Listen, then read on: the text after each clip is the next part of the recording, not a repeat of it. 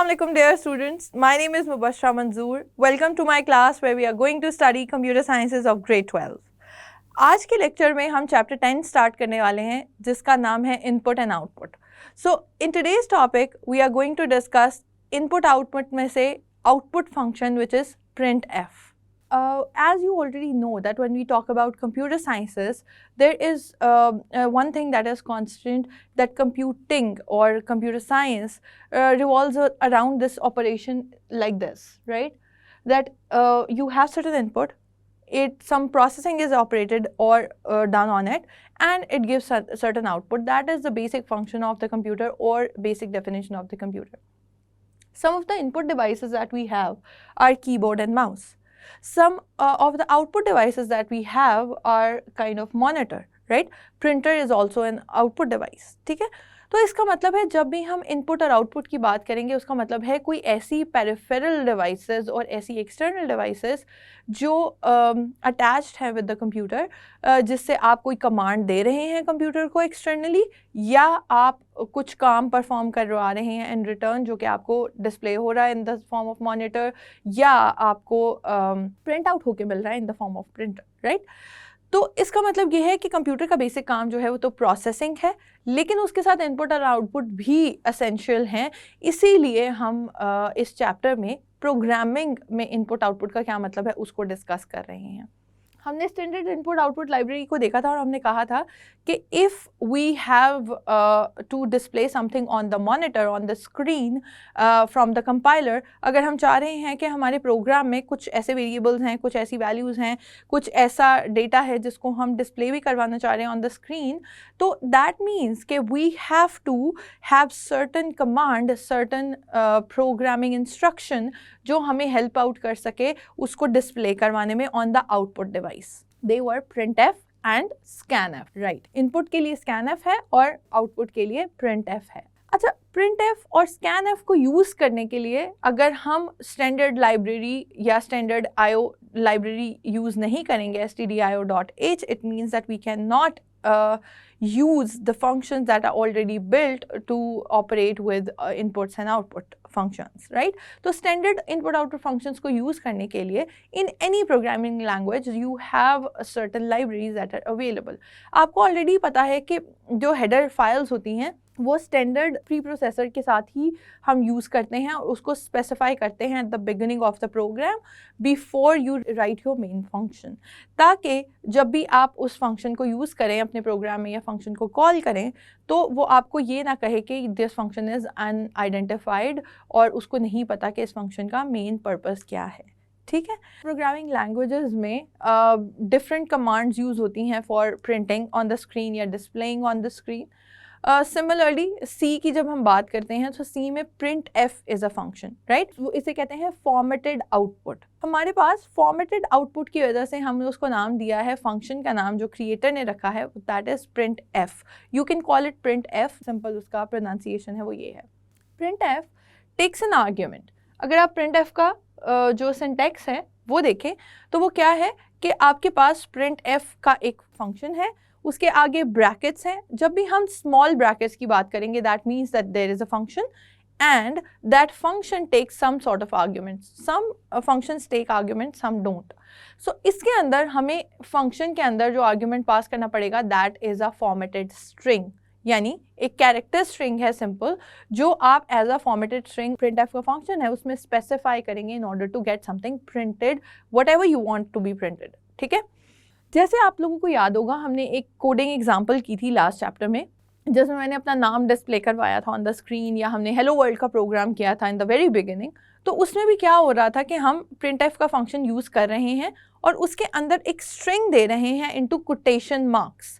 जैसे कि आपने देखा है कि इसके अंदर जो फॉर्मेटेड स्ट्रिंग है दैट इज़ अ कांस्टेंट, यानी कि फॉर्मेटेड स्ट्रिंग तो आप देंगे ही, उसके साथ वेरिएबल्स जो हैं दे आर ऑप्शनल, यानी ऐसे भी हो सकता है कि आप कुछ वेरिएबल स्पेसिफाई कर सकें, लेकिन वेरिएबल स्पेसिफाई करने के लिए फिर हमें फॉर्मेटिंग भी उसकी करनी पड़ेगी या फॉर्मेट स्पेसिफायर्स जो हैं वो यूज़ करने पड़ेंगे, जिसको हम नेक्स्ट लेक्चर्स में देखेंगे.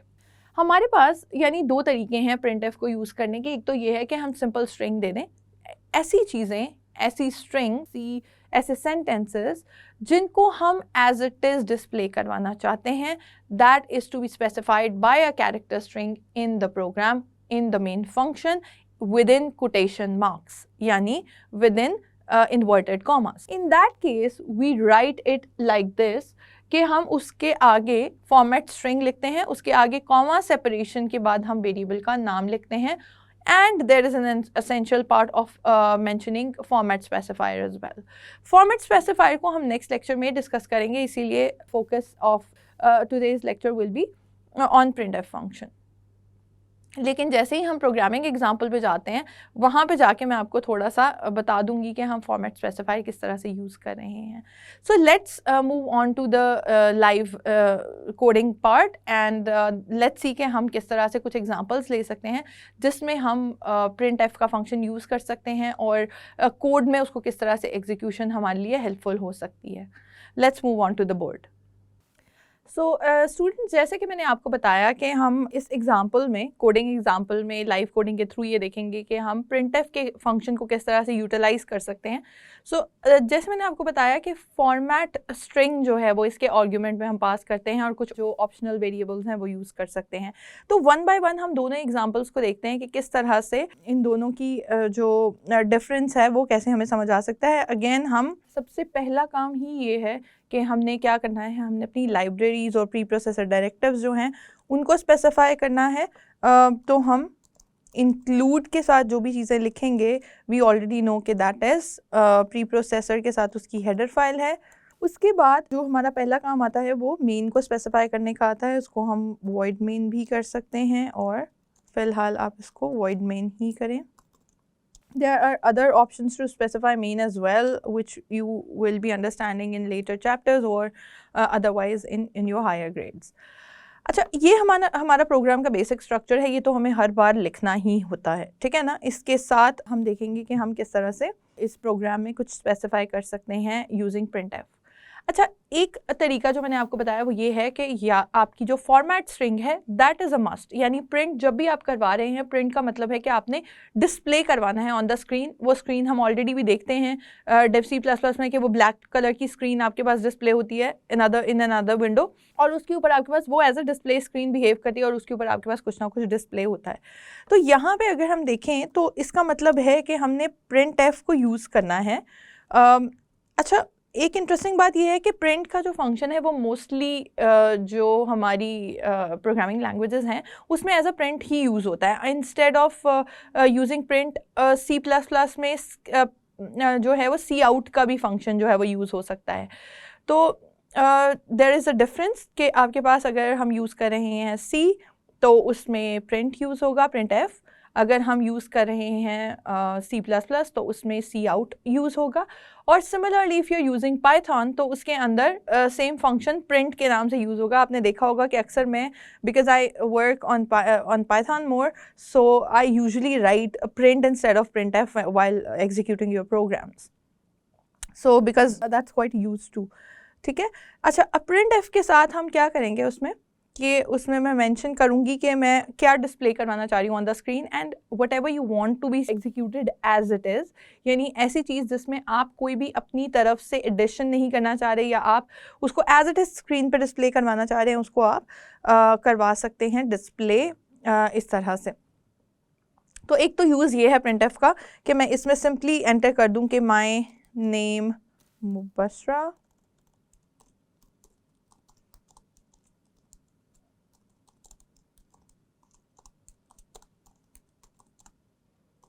grade 12. तो इसका मतलब ये है कि इसमें जितनी स्पेस है वो स्पेसेस वहाँ पे आएंगी, वो डिस्प्ले होंगी. जहाँ पे फुल स्टॉप है वो full stop as it is जो है वो डिस्प्ले होगा. So anything we want to be displayed as it is on the screen has to be put into the quotation marks of print f argument. Argument आपको समझ में आ गया होगा कि हम इन ब्रैकेट्स के अंदर जो भी चीज़ पास करते हैं उसको हम कहते हैं आर्ग्यूमेंट, यानी जो कि रिक्वायरमेंट है in order to execute that function. यानी जब ये फंक्शन किसी ने बनाया था तो उसने कहा कि आप उसके अंदर कुछ स्पेसिफाई करेंगे तो वो रन होगा, otherwise it will not be run, और अदरवाइज उसका कोई मकसद नहीं होगा उसको यूज़ करने का या वो एरर देगा. सो ज़रा इसको प्रोग्राम को एग्जीक्यूट करके देखते हैं। तो जब हम कंपाइल एंड रन करेंगे तो खैर वो सबसे पहले तो वो मुझसे पूछ रहा है कि मैंने उसको सेव कहाँ पे करना है, तो मैंने डेस्कटॉप पे सेव कर लिया इसको। एंड नाउ इफ़ यू सी मेरे पास एक एरर आ रहा है। क्यों एरर आ रहा है? क्योंकि मैंने सेमीकोलन का साइन जो है वो नहीं लगाया हुआ। Let's run it again. तो मेरे पास क्या आ रहा है?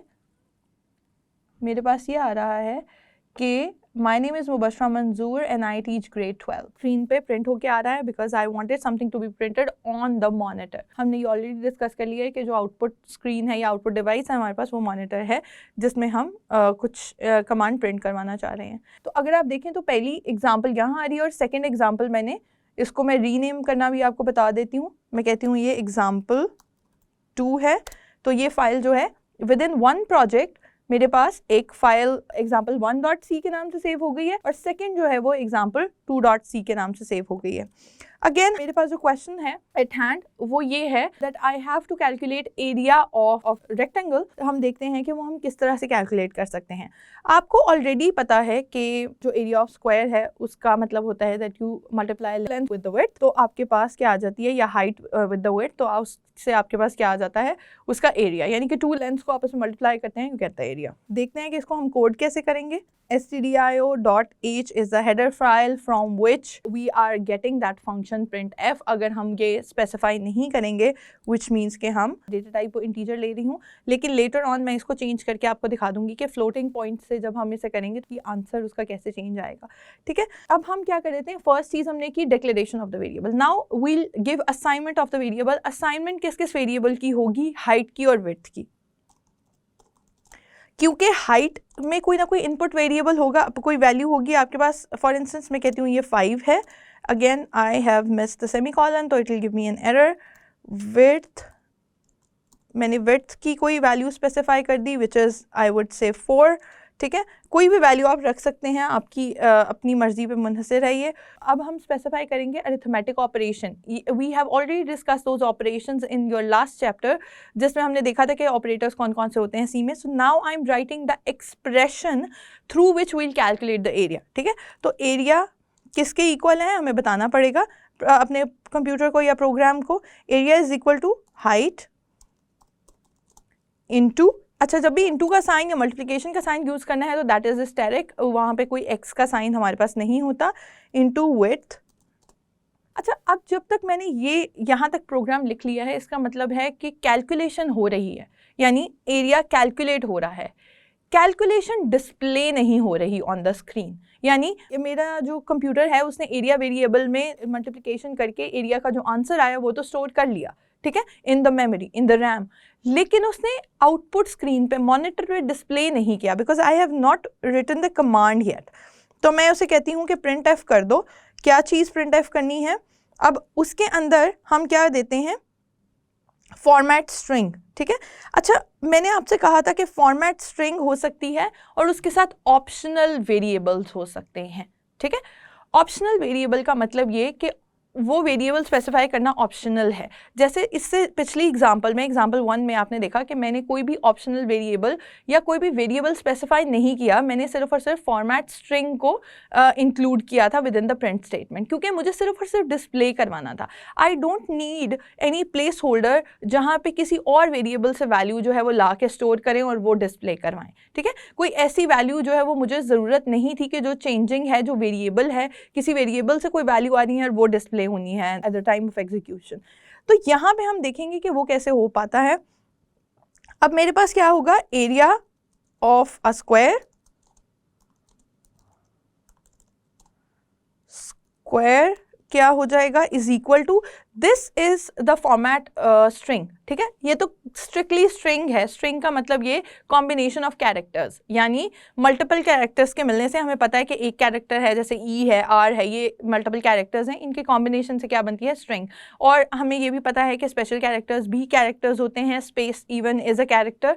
तो जितने भी हमारे सिम्बल्स हैं they also fall into the category of characters. इसका मतलब है combination of character makes a string. ठीक है, तो इसका मतलब ये है कि जो भी चीज़ें हम वर्बली बोलते हैं या इंग्लिश में लिखेंगे या किसी और लैंग्वेज में लिखेंगे, they will be considered as a string. ठीक है, इसी में न्यूमेरिक वैल्यूज भी हो सकती हैं। जैसे मैं इसके आगे 2 लिख दूं तो that will also be printed as it is. लेकिन अब मुझे यहाँ पे कोई ऐसी चीज़ें चाहिए जो कि किसी वेरिएबल से आ रही हैं and it has to be printed कि जो एग्जीक्यूशन के टाइम पे इससे पहली लाइन में यानी कि लाइन 8 में जो कैलकुलेट हो एरिया वो प्लेस हो जाए यहाँ पे in front of equal to sign. तो उसके लिए मैंने आपको एक और लेक्चर में भी बताया था कि वी यूज़ फॉर्मेट स्पेसिफायर्स जिसको हम कहते हैं, या डेटा फॉर्मेट स्पेसिफायर्स जिसको हम कहते हैं, और उसके लिए हम इंटीजर के लिए वो हम कौन सा स्पेसिफायर यूज़ करते हैं, %d का साइन। यानी अगर मैंने कहीं से भी इंटीजर वेरिएबल की वैल्यू लेके यहाँ पे प्रिंट करवानी है फ्रंट ऑफ अ स्ट्रिंग जो कि फॉर्मेट स्ट्रिंग है, तो उसके लिए मैं %d का साइन यूज़ करूँगी इन C लैंग्वेज ओनली, ठीक है। सो जैसे कि आपने देखा कि मैंने वहाँ पे स्पेसिफाई कर दिया है। जब हमने सारी चीज़ें स्पेसिफाई कर दी हैं तो now will just execute the program and we'll see के उसकी आउटपुट हमारे पास क्या आती है। एग्जैक्टली इफ़ यू सी तो मेरे पास क्या आ रहा है, area of a square which was the string and then there was a variable value जो कि कैलकुलेट हुई थी एज वी ऑलरेडी नो कि एक में एक हाइट और विड्थ में जो है वो 5 और 4 था, विच मीन्स कि उनके मल्टीपल से हमारे पास आंसर क्या आएगा 20, इसलिए answer you can see is 20। लेकिन क्योंकि एग्जीक्यूशन के टाइम पे वैल्यू चेंज भी हो सकती है, फॉर एग्जांपल अगर मैं यहाँ पे 50 एंड 24 कर देती हूँ वैल्यू, तो now it means that it does not have to be 20 when displayed on the screen। अगर मैं यहाँ पे area of a square is equal to 20 लिख दूँ, अगर आप ये कहें कि ऐसा क्यों नहीं हम कर सकते कि हम area of square is equal to 20 लिख दें और उसको फिर execute करा दें, तो that will be a redundant thing to do as far as programming is concerned, क्योंकि फिर प्रोग्रामिंग का कॉन्सेप्ट क्या रह गया या उसका मकसद क्या रह गया, क्योंकि हम तो चाह रहे हैं कि ऑटोमेटेड हों चीज़ें ना, वो टास्क खुद ही कैलकुलेट करके खुद ही उसमें स्टोर कर दे। सो विच मीन्स के प्रॉब्लम मेरे पास क्या आ रहा है अब यहाँ पे कि मैंने वैल्यूज़ चेंज कर दी।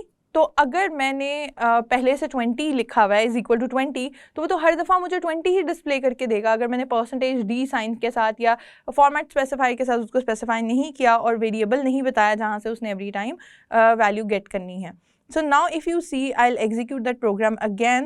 So now if you see, मेरे पास वेरिएबल की वैल्यू जो है वो चेंज होकर 1200 हो गई है, जो कि मल्टीपल ऑफ 50 एंड 24 है, ठीक है। यू कैन सी दैट जो अगर आप वैसे भी कैलकुलेट करें तो आपका एरिया ऑफ स्क्वायर यही आएगा। तो अब क्या हो रहा है कि वो डायनामिकली वैल्यू जो है खुद ही लेता है वेरिएबल से और उसको स्टोर करवा देता है इन front of the format string जो कि हमने स्पेसिफाई की हुई है ऑलरेडी, ठीक है। So with this our example is concluded here। आप लोगों को मैं एक टास्क देती हूँ कि आप ये करें कि आपने area of a circle calculate करना है।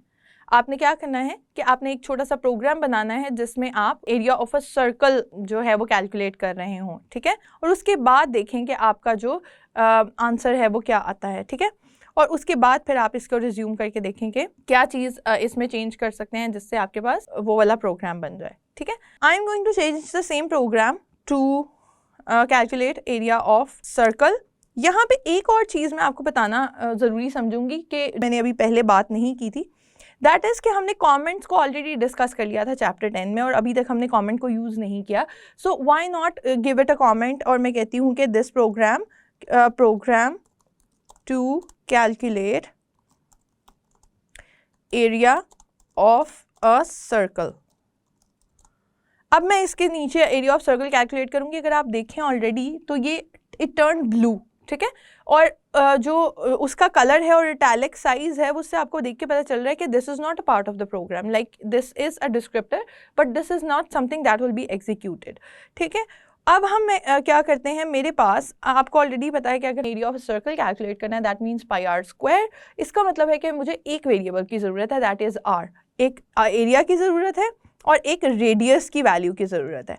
तो फॉर एग्जांपल मैं यहाँ पे उस वेरिएबल है उसका नाम भी रेडियस रख लेती हूँ और एरिया को मैंने एरिया कह दिया, विच मीन्स के area is equal to πr², ठीक है। Pi multiplied by r multiplied by r। अब यहाँ पे मैंने अभी तक पाई को डिक्लेयर नहीं किया। हमें ऑलरेडी पता है कि हम पाई को एज अ कांस्टेंट भी डिक्लेयर कर सकते हैं। सो इस प्रोग्राम को मेरा डिस्कस करने का मकसद ही ये है कि हमने ऑलरेडी चैप्टर में पढ़ा था कि we can specify a preprocessor for it, हम उसको भी डिस्कस कर लें विच इज़ डिफाइन। अगर आप देखें तो हमने डिफाइन का प्री प्रोसेसर पढ़ा था और उसके आगे हम पाई लिख सकते हैं। इज इक्वल टू डाल के और उसके आगे उसकी वैल्यू विच इज़ 3.14, ठीक है, that much is enough, right. अच्छा, अब हम देखते हैं कि हमने कैलकुलेट क्या करना है। मुझे रेडियस की वैल्यू चाहिए, आई नीड रेडियस, मुझे स्पेसिफाई करने की ज़रूरत है। If I give radius as 5, now I say that the area is equal to, अब ऑब्वियसली एरिया का फॉर्मूला चेंज हो गया, उसका एक्सप्रेशन चेंज हो गया ना, तो I would say pi multiplied by radius multiplied by radius again. That will make our formula or expression for calculating area of a circle. ठीक है, अब यहाँ पे मैं लिख देती हूँ area of a circle. So students, जैसे कि मैंने आपको एक टास्क दिया कि find the area of circle instead of square that we have done before, उसके लिए मैंने एक प्रोग्राम लिखा है that is on my screen, अगर आप देखें तो। दूसरा ये कि इसमें एक चीज़ जो मैं ऐड करना चाह रही थी वो ये थी कि we have studied about comments already but we haven't used it, तो हम क्या कर सकते हैं, इसके ऊपर कमेंट जो है वो ऐड कर सकते हैं, that is program to calculate area of a circle. So if you see कि ये ब्लू हो गया है और इसका कोई भी रिलेशन नहीं है with the rest of the program, relation in the sense कि it is meaningful description of the program but it has nothing to do with the execution of the program. तो अगर आप इसको देखें, तो क्योंकि पाई की वैल्यू जो है वो फ्लोटिंग पॉइंट नंबर थी, तो मैंने सारे ही वेरिएबल्स को फ्लोटिंग पॉइंट नंबर्स कंसिडर किया है इंस्टेड ऑफ यूजिंग इंटीजर। इस प्रोग्राम में आप ये भी देख सकते हैं फ्लोट को किस तरह से यूज़ करना है। इसके अलावा ये कि आपका जो फ्लोट को यूज़ करने की भी प्रैक्टिस हो जाएगी, और प्लस ये कि जब आप इसको एग्जीक्यूट करते हैं तो there is as a possibility कि अगर आपके पास हो सकता है रेडियस इंटीजर वैल्यू भी हो। अगर आप देखें तो मैंने रेडियस को भी फ्लोटिंग पॉइंट नंबर कंसिडर किया है, you can consider it as an integer as well. तो लेकिन जब हम उसको कैलकुलेट करेंगे यानी कि एरिया कैलकुलेट करेंगे, that will eventually be floating point number instead of an integer, क्योंकि जाहिर है उसमें पाई की वैल्यू जो है वो मल्टीप्लाई हो रही है। So that is why I consider it a float number. और अब हम इसको एग्जीक्यूट करके देखते हैं कि इसको कंपाइल एंड रन करेंगे। If you see over here, मेरे पास एरिया ऑफ अ सर्कल आ रहा है 78.5 इन 000, जो कि डेसिमल के बाद जितनी भी वैल्यूज़ जो है वो आपका कंपाइलर हैंडल कर सकता है, उतने डेसिमल पॉइंट तक वो आपको आंसर दे रहा है। तो if you see the answer, that is a floating point number. So with this we are done with our lecture today. आप लोग इसकी और भी कुछ एग्जांपल्स जो हैं वो प्रैक्टिस कर सकते हैं, इनको चेंज करके, वैल्यूज़ चेंज करके you can play with the programs and you can try transforming some other of your problems, numerical problems, into a coding problem as well, right? So I hope students कि आपको multiple examples के through आज का lecture interesting भी लगा होगा, समझ भी आ गया होगा, क्योंकि हमने ना सिर्फ डिस्कस किया है प्रिंट एफ को, बल्कि हमने ये भी देखा है कि उसके डिफरेंट तरह की वेरिएशंस क्या हो सकती हैं कोड में। And I would strongly suggest you to do all the coding yourself at your home and try other problems as well from the exercises. इसके साथ ही नेक्स्ट लेक्चर में हम डिस्कस करेंगे कि फॉर्मेट स्पेसिफायर्स क्या होते हैं, जिसकी आज हमने कुछ डिस्कशन की है। सो अंटिल देन, अल्लाह हाफ़िज़।